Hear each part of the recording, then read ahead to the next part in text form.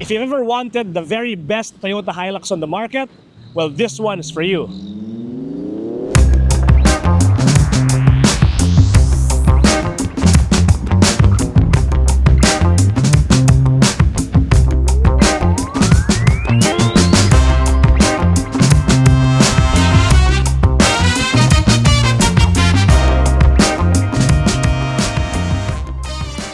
Welcome to the garage on Ride By. So what we have here today is a very special vehicle. It's none other than the Toyota Hilux GR Sport. So the GR Sport sits at the very top of Toyota's pickup truck offerings here in the Philippines, even above the Conquest. This is the most performance-oriented Hilux that money can buy, at least here in the local market. So as you can see, it looks the same as a regular Hilux, but there are quite a few defining features, which we'll get into a little bit. But beneath the surface, it is every inch a Toyota Hilux. Under the hood is a 2.8-liter inline-4 turbodiesel engine, the 1GD. That's an engine that has become iconic for its reliability, its toughness, and just how much grunt it produces. Well, here on the GRS, it makes a bit more power. So Toyota tuned it to make 221 horsepower and 550 Newton meters of torque. So if you compare that to the base model Hilux with the 2.4 or the 2GD, that's almost 100 horsepower more and 150 Newton meters of torque more than the base model Toyota Hilux. That is a lot of power for a truck like this. But we'll talk about the performance a little bit more later. But first, let's talk about the styling. So una-una sa lahat, nakita natin na this thing is wide. It's a few inches wider than the non-GRS and the non-Conquest Hilux because of these fender flares here. So you get these boxy flares on the front and on the back. And you'll notice also that the track width is a little bit wider. And that's because this is not just an aesthetic add-on.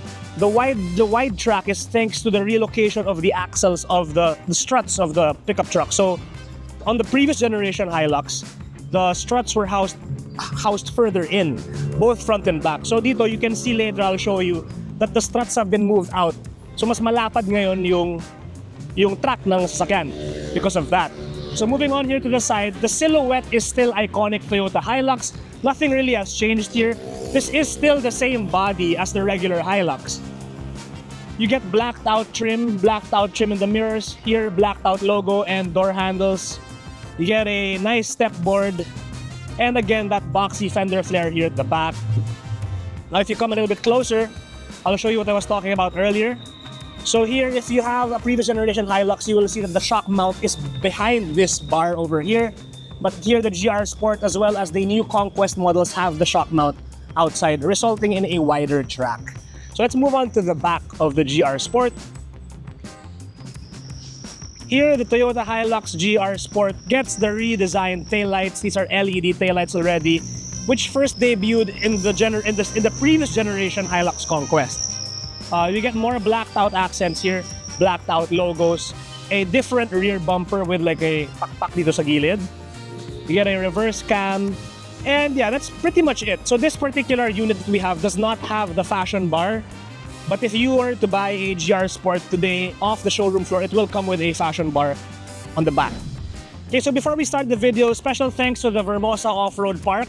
So we are here in Vermosa where you can actually go here and test your off-road vehicles, your off-road motorcyclists, dirt bikes, adventure bikes. So thank you, shout out to Pau Toral and the folks over at Vermosa Off-Road Park. So you'll hear, across this video, you'll hear a lot of noise, some motorcycles testing.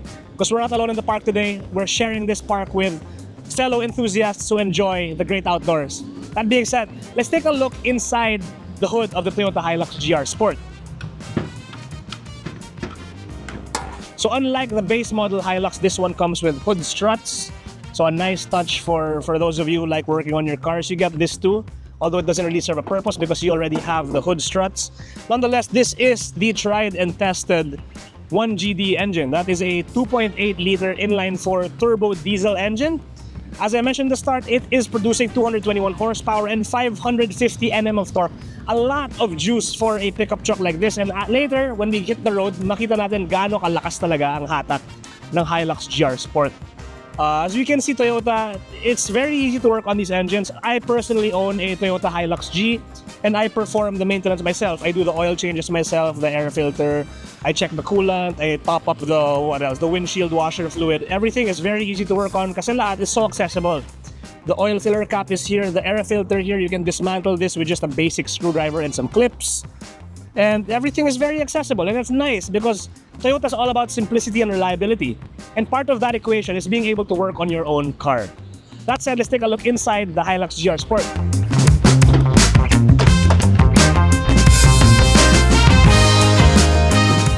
Okay, pasok naman tayo sa loob ng Hilux GR Sport. So I'm sure a lot of you watching this video have driven, ridden, or even maybe even own a Toyota Hilux, and the interior is not that much different. Let's start it off. Step on the brake, you have a push start button here. And you get that iconic diesel startup sound. So what can we say about the interior of the Hilux GR Sport? Let me just say that it is a Hilux interior, but the fancy and the premiumness is dialed up to 11.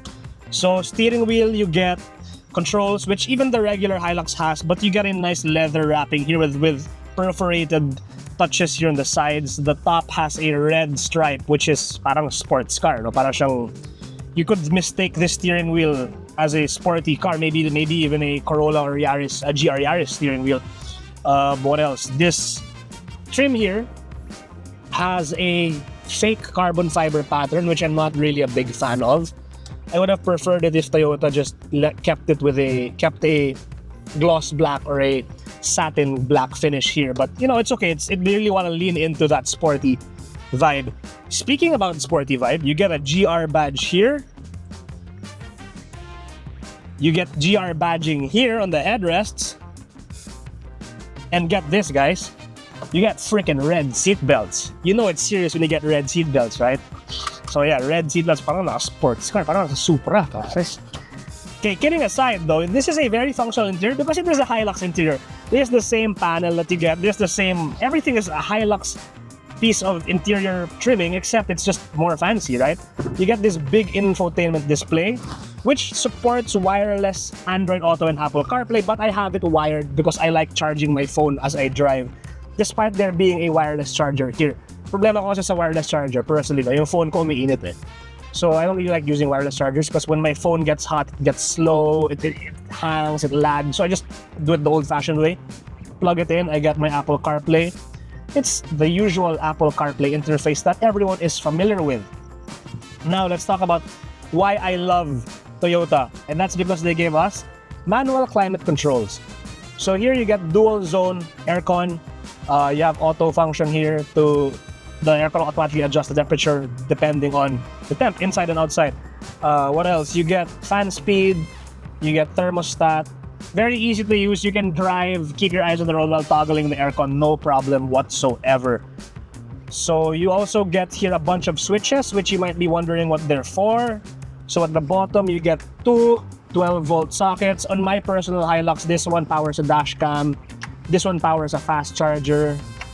This one is a 4x4, so you get your 4x4 toggle here. You get your 2 high, your 4 high, and you push it to go to 4 low.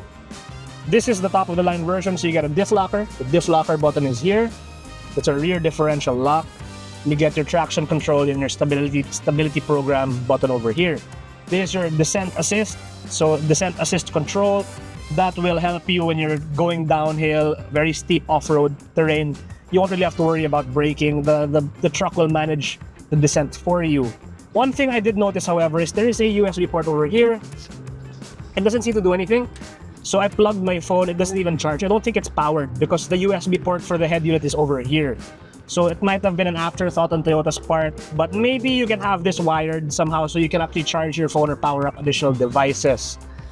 Now, this car is the top of the line GR Sport, so you get ADAS. You get an advanced driver assistance systems, you get lane departure assist, you get pre-collision warning, all of those things. You get a 360 cam, which is very useful. So let me show you. Putting it in reverse here, you get your 360 cam, you get your backup camera, and you get backup sensors.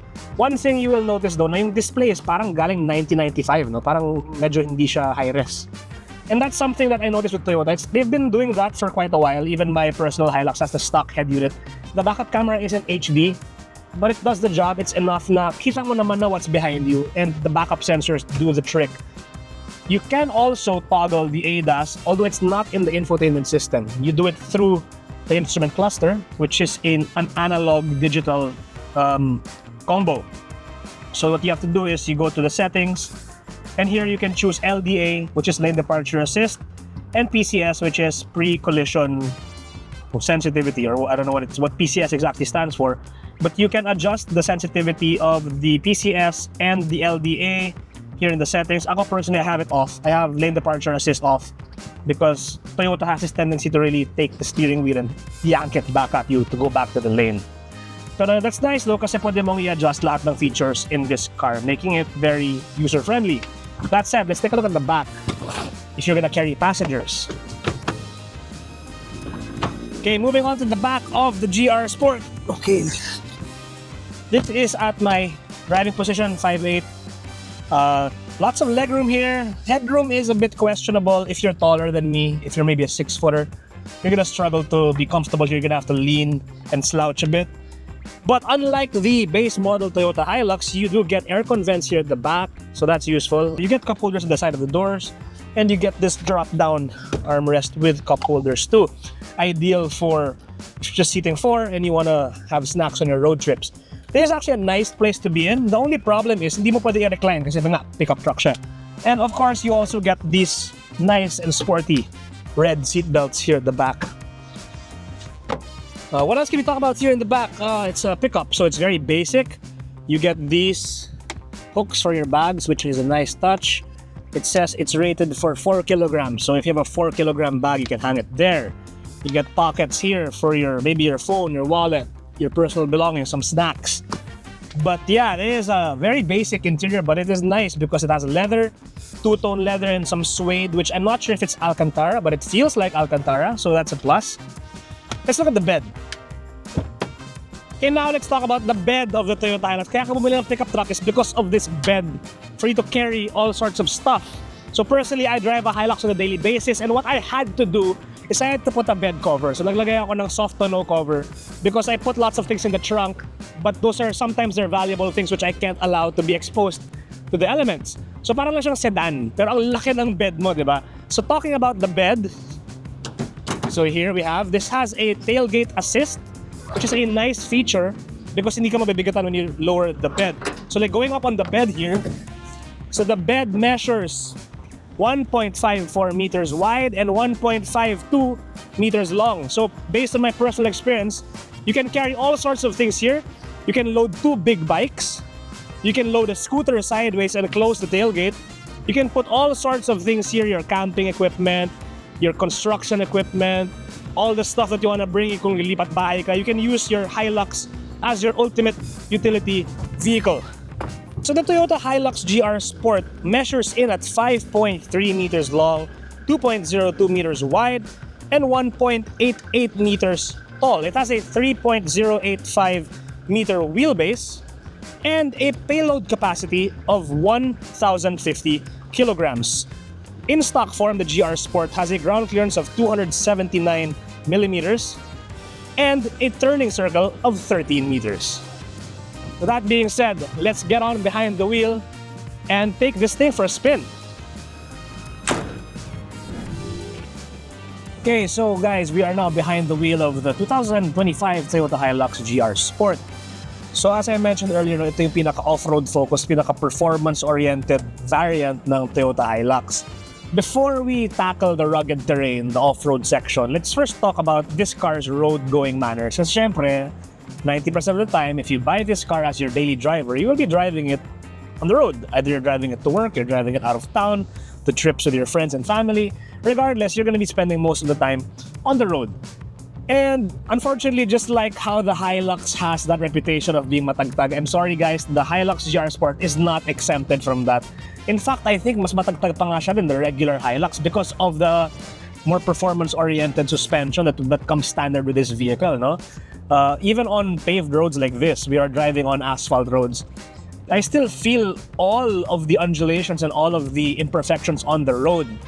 Actually, I'd say that the driving dynamic while driving on the pavement, it kind of feels like a sedan. Parang siyang medyo mas stiff yung ride. Parang sedan na naka-lower. Alam mo yung ganun feeling, naka-coilovers. So if you like performance-oriented driving, and if you like feedback from a car that you drive, you'll appreciate the way this feels. problem is nga lang, your passengers and if you're carrying fragile things might not really like that kasi ramdam mo talaga yung imperfections of the road. That said, performance-wise, this is a notable step up when it comes to power when you compare it to the other versions of the Toyota Hilux, simply because of the tuning of this engine. So I don't think there's anything mechanical anything different mechanically when it comes to the engine and the intake and the exhaust from this and your 2GD and 1GD equipped Hiluxes. I really think it's just the tuning. I think it's the ECU because this one makes 220 horsepower and 550 Nm of torque. Na the response is really on point, and you have two modes. You have like all Toyota vehicles, all Toyota diesels. You have two drive modes. You have eco and you have power. There's just a button here in the center console for you to choose between those. So you have your eco mode and power. If you have neither selected, it's in some sort of a medium balanced mode. But once you flick it into power, you feel everything kind of become sharper. You feel the throttle response, mas mabilis yung aggression, yung response niya sa throttle, and it downshifts much quicker and it holds the revs higher.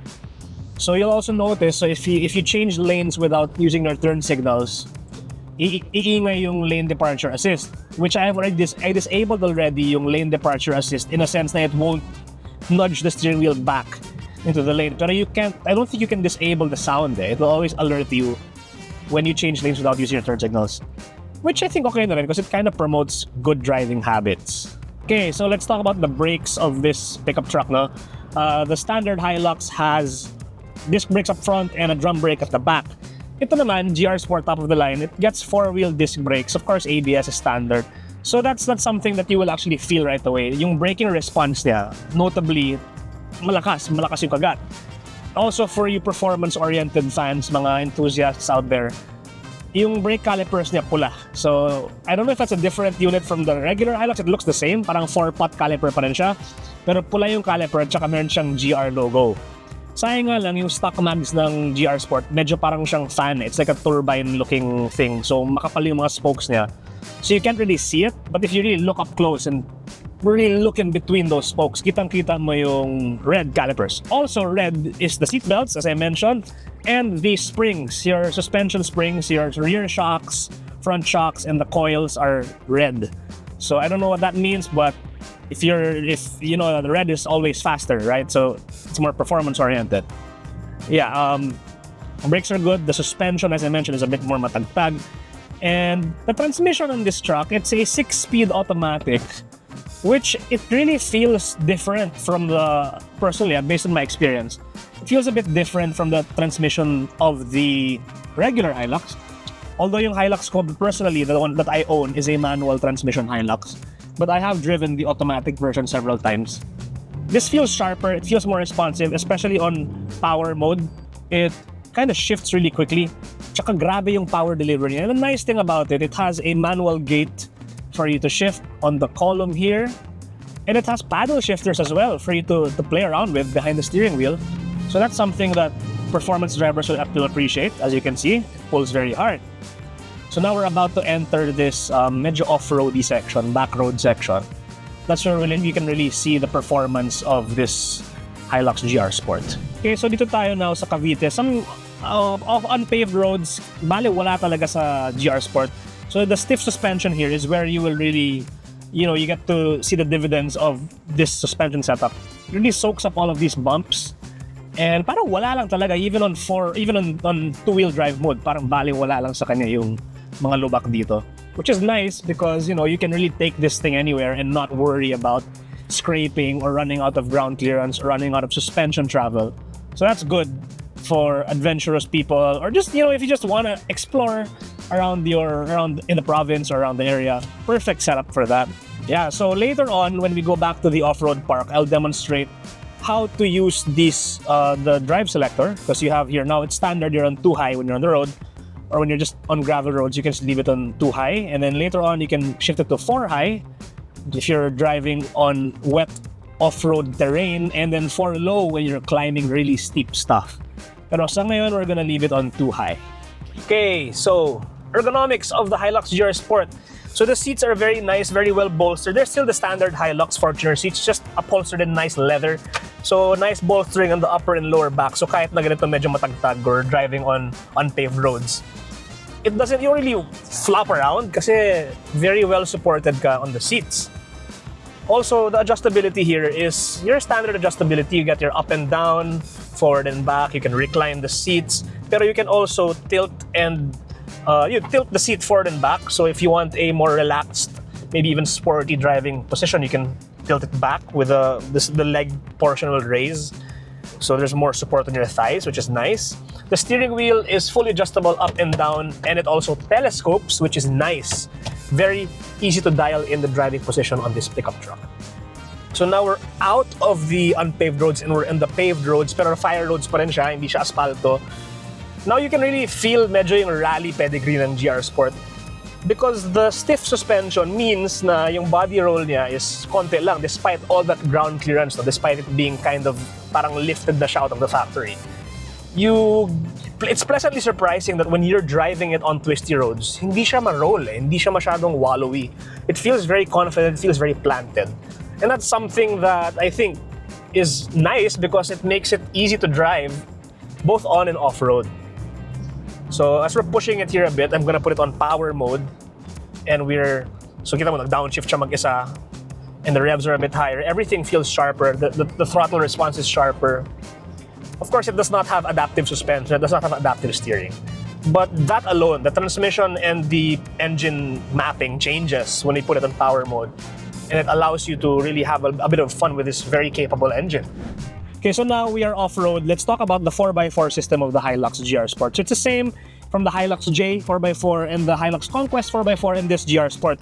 There's a dial here that lets you select your drivetrain layout. So right now, default you're in 2 high. And to put it on 4 high, just switch that, make sure you're in neutral, and then put it on H4. You'll hear actually the axle moving, and it'll click in place. Alam mo, pasok na siya. There's also a small display here in the screen that blinks. So parang siyang 4-wheel drive icon. Yan. Dalawa yung axle niya. Once that stops blinking, that means you're engaged in 4x4, in 4 high. So right now, we're only gonna demonstrate the 4 high. Kasi 4 low naman is medyo pang extreme rock crawling or super steep climbing na yan. So let's go ahead and do this. Let's put it back in drive, and now power is being sent to all 4 wheels. And you know, it's very easy kasi automatic. So just leave it on drive and climb up whatever terrain you want to do. So you know, we're in a motocross track in Vermosa Off-Road Park, and bale wala lang sa Hilux GR Sport itong mga berms and steep climbs. Okay, so now we're here at the top of a very steep climb. So Mr. Cameraman, just show there. So mataas to. This is about 45 degrees, I think, or less. So I will now demonstrate the DAC. I think that stands for Descent Assist Control. Basically, it's the pag bumababa ka downhill, the transmission and the engine will really help brake for you. So parang alalay ka lang sa preno. So you just press that button here. There's a button here. We press that. DAC will blink here on the instrument cluster.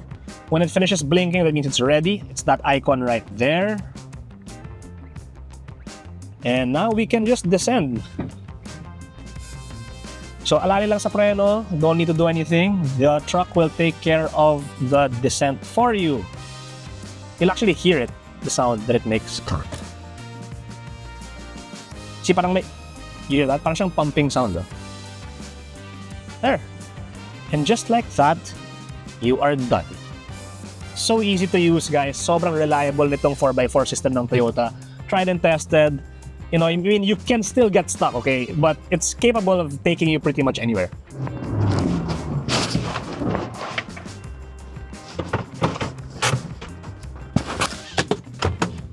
Woo!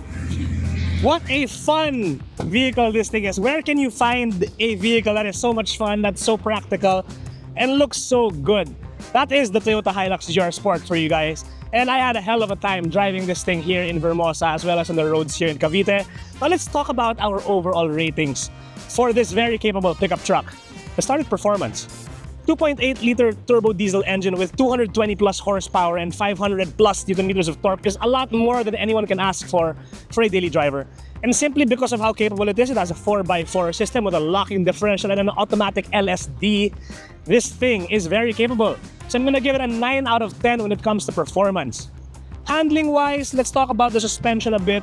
Double wishbone suspension up front, leaf springs at the back, your typical pickup truck fare. It's a bit stiff on this particular version of the Hilux, and that's because it's more performance-oriented. You get the benefits of that off-road, but on daily driving, it gets a bit harsh. Nonetheless, it is designed for performance driving and for fun. Because of that handling, I'll give it an 8.5 out of 10. Styling. Take a look at the Hilux GR Sport. Now, I admit, when this first launched a year or so ago, I wasn't such a big fan of these wide flares. Parang medyo na-OA-an ako sa kanya eh. Pero now looking at it, I get the look. It's a very Baja, very rally-inspired aesthetic. Something that Toyota really embraces across all its GR cars. You know, it takes some getting used to. I wish that Toyota had placed bigger tires on this thing because it looks medyo parang nag-skip siya ng leg day, no? Pero put bigger tires, maybe lift it a bit more. You could really elevate the look of this truck. Has a lot of potential. Besides, enthusiasts who buy the Hilux across all its variants, they usually modify it. So they put bigger wheels, suspension, bigger tires, stuff like that. So because of that, I'll give this thing a 9 out of 10 in terms of styling. Utility. Pickup trucks are the embodiment of utility. So designed talaga sila to carry all sorts of things, to carry people, to carry cargo. The Hilux GR Sport does this very well. It has a very respectable payload capacity, a big bed, capable suspension to carry lots of things, and comfortable seating for 5. So you really can't ask for more. This is a 9.5 out of 10 when it comes to utility. Value for money. How much does the Toyota Hilux GR Sport command in today's market? This particular variant will set you back 2,460,000 pesos. You're almost paying 2.5 million pesos for this pickup truck. Granted, you get all the bells and whistles you could ask for. You get a 360 cam, you get this adaptive cruise control, you get blind spot monitoring. So I think you're paying a lot more for the premium features because the base model of this Hilux, like the one I have at home, is almost 1 million pesos cheaper than this. But you get 90% of the bones of this pickup truck. So because you are paying for the top of the line trim, you have to fork out a bit more money. And as a result, I'll have to give it 8 out of 10 when it comes to value for money. Now for overall ratings, the Toyota Hilux GR Sport is a very well-packaged pickup truck. Nakakatuwa siya i-drive, ang ganda na tingnan, very pogi, very techy, perfect for performance-minded people who want a vehicle na pwede mo dalhin off-road sa bundok, pwede mong pangkarga ng gamit. Overall, I will give the Toyota Hilux GR Sport a very solid 9 out of 10. So there you have it, guys. Stay tuned to the garage on Ride By. Please like, share, comment, and subscribe to our YouTube channel. That way we get to keep making more content that we hope you guys love to watch and that you can learn a thing or two from. Stay tuned to the garage on Ride By for the full written review of the Hilux GR Sport. Thanks for watching and see you next time.